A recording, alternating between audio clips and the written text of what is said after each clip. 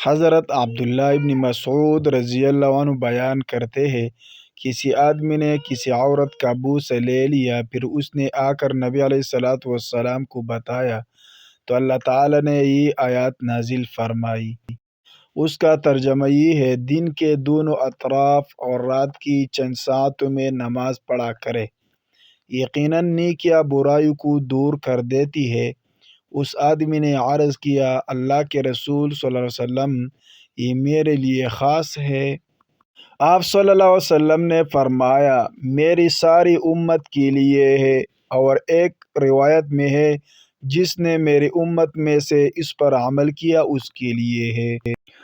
حضرت ابو ہریرہ رضی اللہ عنہ بیان کرتے ہیں، رسول اللہ صلی اللہ علیہ وسلم نے فرمایا، مجھے بتاؤ، اگر تم میں سے کسی شخص کے گھر کے سامنے نہر ہو اور وہ ہر روز اس میں 5 مرتبہ غسل کرتا ہو تو کیا اس کے جسم پر کوئی میل باقی رہ جائے گی؟